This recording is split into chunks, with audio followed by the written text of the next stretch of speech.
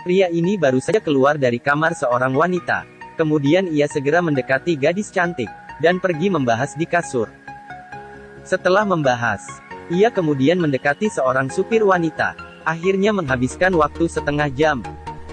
Pria ini bernama Gabriel, adalah wakil direktur penjualan di sebuah perusahaan. Dia mempunyai sebuah keterampilan khusus. Hanya membutuhkan waktu 5 menit. Ia bisa membuat wanita jatuh cinta padanya. Bagaimana tidak, ia baru saja memanjakan seorang gadis. Setelah membersihkan mulut ia ingin kabur diam-diam.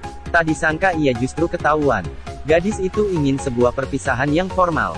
Tetapi bahkan ia tidak mengetahui nama gadis itu. Setelah turun dari atas, ia kemudian melihat seorang gadis lagi. Akhirnya keduanya membahas kehidupan di atas kasur. Setelah itu, Gabriel baru kepikiran ia harus pergi bekerja. Jadi ia buru-buru memanggil sebuah mobil. Kemudian ia menyadari supir adalah seorang wanita cantik, dan ia menghabiskan waktu setengah jam. Akhirnya ia telat dengan sempurna. Setelah tiba di kantor, dia buru-buru mengganti pakaian bersih yang disediakan asisten, dan masuk ke dalam ruang rapat. Hanya dengan beberapa kata, ia mengalihkan ketidaksenangan pelanggan karena ia telat. Bahkan para pelanggan memuji rencana kerjanya. Setelah rapat Gabriel dipanggil oleh bosnya. Saat ini Gabriel masih berpikir, bos akan berterima kasih dan menaikkan gajinya. Tetapi bos memberitahunya dengan yakin, bahwa kamu telah dipecat. Gabriel sangat tidak mengerti, apa yang terjadi. Bukankah baru saja ia baru menandatangani sebuah bisnis besar untuk perusahaan? Apakah ada lubang di kepala bos? Orang pintar sepertinya mau dipecat. Karena Gabriel tidak hanya meniduri asistennya, bahkan istri dan anaknya pun ia tidak lepaskan. Jadi ia ingin memecat Gabriel. Tetapi dengan santainya Gabriel memberitahu bosnya, dia memiliki penyakit tidak bisa menolak perempuan yang mendekatinya. Bukan benar-benar ingin melukai mereka. Bos baru sadar, Gabriel dan kedua putrinya, pernah membahas kehidupan di kasur. Dia sangat marah dan tidak tahan emosi. Meminta agar Gabriel segera keluar dari ruangannya. Para pegawai wanita melihat Gabriel dipecat, menunjukkan bahwa mereka ingin mengikuti Gabriel untuk pergi. Dunia ini begitu luas, tapi yang mereka cintai hanyalah Gabriel. Kemudian ada seorang wanita tua, juga tiba di depan Gabriel. Di saat kami terpesona dengan Gabriel, wanita tua berkata, saya hanya ingin meminjam kamar mandi. Gabriel berpamitan dengan semua orang, dan pergi meninggalkan tempat yang membuatnya bahagia. Setelah sampai di rumah, Gabriel melihat seorang tetangga wanita yang baru saja pindah. Kali ini dia akan beraksi lagi. Gabriel mulai mendekati tetangga wanita. Dengan nada godaan ia berhasil menggoda tetangga itu. Setelah bersenang-senang, Gabriel pulang ke rumah dengan penuh semangat. Paman yang berada di meja makan, melihat Gabriel yang kelihatan senang, dan berkata dengan sedikit marah, makanan sudah dingin baru kamu pulang. Apakah karena bersenang-senang di samping? Gabriel sedikit tidak berdaya dan berkata, saya hanya membantunya memindahkan sedikit barang. Anak baik. Dinding tembok besar tidak setebal mukamu. Untuk bertahan hidup, Gabriel terpaksa harus mencari pekerjaan. Tunggu, ini sedang apa? Kenapa matanya tertempel di gadis cantik di kantor? Bagaimana bisa berkeringat dengan pewawancara wanita? Siapa tahu setelah bersenang-senang, pewawancara wanita langsung tidak mengenalinya. Untung saja Gabriel juga tidak rugi. Gabriel terus mencari kerja. Tetapi semuanya menolaknya. Karena bos menyebarkan hal yang ia lakukan. Akhirnya hasil tidak mengkhianati usaha. Gabriel memasuki sebuah perusahaan pakaian dalam yang penuh dengan pria. Tidak apa, pesona kita sangat kuat. Gadis cantik bisa didapatkan kapan saja. Tetapi untuk bekerja di perusahaan, perlu persetujuan dari direktur dan istrinya. Ini bukan suatu hal yang mudah.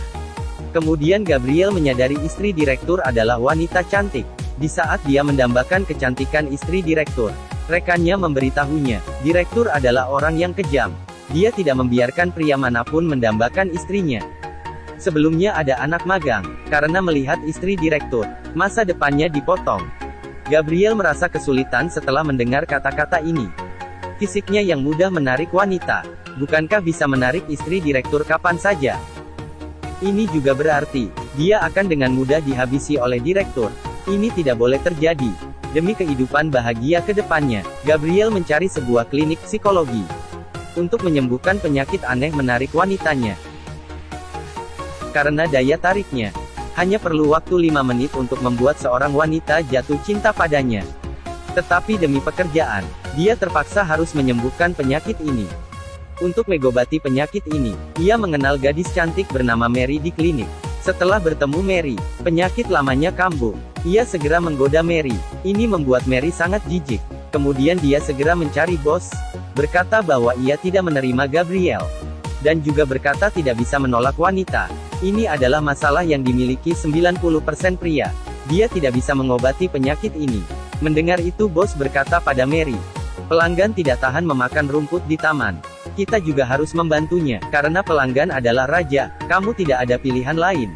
Mary pasrah dan hanya bisa menerima Gabriel. Setelah terapi Gabriel dimulai, Mary berkata bahwa ia akan masuk ke dalam kehidupan Gabriel. Tetapi paman menolak. Karena paman adalah pria rumahan. Ia tidak ingin orang lain mengganggu kehidupannya. Setelah dipikir-pikir, Gabriel juga merasa bahwa ini tidak perlu dilakukan, karena hal seperti ini tidak bisa buru-buru. Dia juga menikmati kehidupan seperti ini.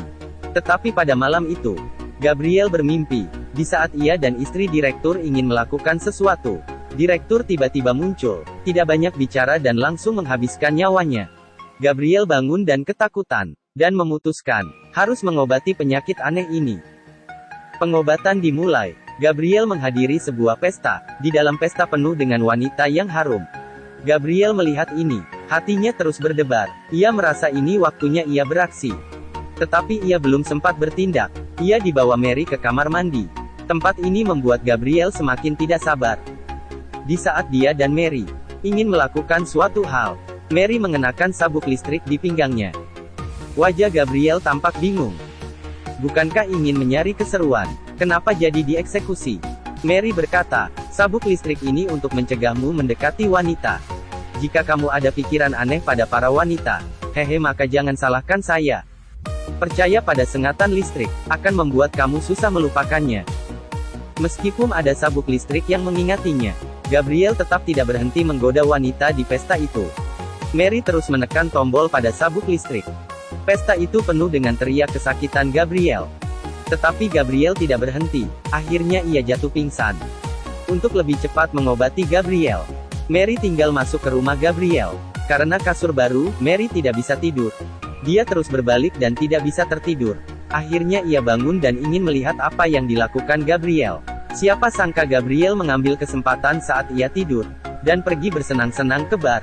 Akhirnya Mary penuh emosi pergi ke bar, menemui Gabriel sedang ngobrol dengan seorang wanita. Sangat bagus. Saya menguras otak untuk mengobatimu. Kamu justru bersenang-senang saat saya tidur. Mary tidak bisa menahan emosi. Ia berpura-pura menjadi istri Gabriel, dan mengusir wanita itu. Ia membawa Gabriel ke sebuah bar gay. Berharap Gabriel bisa sadar. Siapa tahu di bawah pengaruh alkohol, keduanya tertidur di satu ranjang. Apakah Gabriel akan bertanggung jawab pada Mary? Gabriel meniduri Mary, tetapi tidak ingin bertanggung jawab. Mary tidak mempedulikan, dan terus membantu mengobati Gabriel. Hari ini Gabriel sebagai pembicara, untuk mempromosikan suatu produk. Para pelanggan semua adalah wanita cantik. Agar Gabriel bisa menyelesaikan pidato dengan lancar, dan tidak digoda oleh wanita cantik, Mary memasangkan pendengar suara di Gabriel, dan mengawasi Gabriel dari seberang bangunan. Di bawah bantuan Mary, Gabriel berhasil menyelesaikan pidato kali ini. Mary sangat senang. Tetapi detik selanjutnya menyadari, Gabriel mulai mengobrol dengan seorang wanita cantik. Baru saja ingin memujimu, penyakit lamamu kambuh lagi. Demi mencegah Gabriel melakukan kesalahan, ia langsung melewati tiang, dan mengancam Gabriel.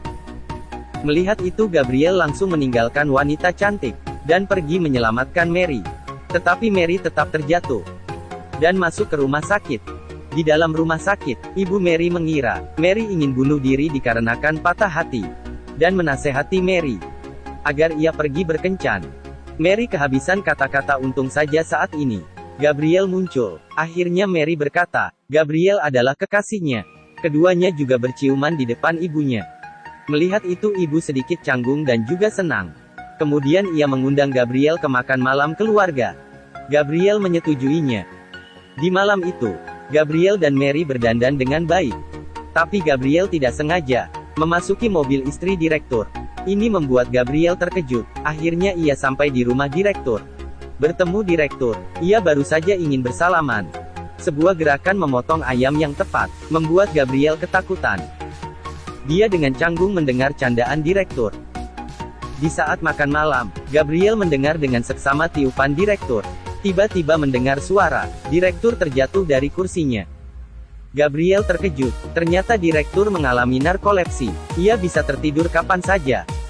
Setelah direktur tertidur, istri direktur ingin melakukan sesuatu dengan Gabriel. Di saat keduanya ingin memulainya, Gabriel melihat bayangan Mary pada istri direktur. Kemudian dia menolak istri direktur. Ia menyadari ia telah jatuh cinta pada Mary. Jadi ia tidak takut ia akan dipecat karena menolak istri direktur. Dia tidak menyesalinya. Siapa tahu setelah dia ditolak, ia mengulurkan tangannya pada Gabriel, dan menyambutnya masuk ke dalam perusahaannya. Ternyata ini adalah ujian dari istri direktur. Untung saja Gabriel menyadari isi hatinya. Kemudian Gabriel menaiki mobil direktur, dan pergi ke pesta makan malam keluarga Mary. Siapa tahu penyakit narkolepsi tiba-tiba kambuh. Ia tertidur saat mengendarai mobil. Gabriel ketakutan. Untung saja ia tiba dengan selamat di rumah Mary. Dia memanggil Mary, dan memberitahu Mary tentang perasaannya.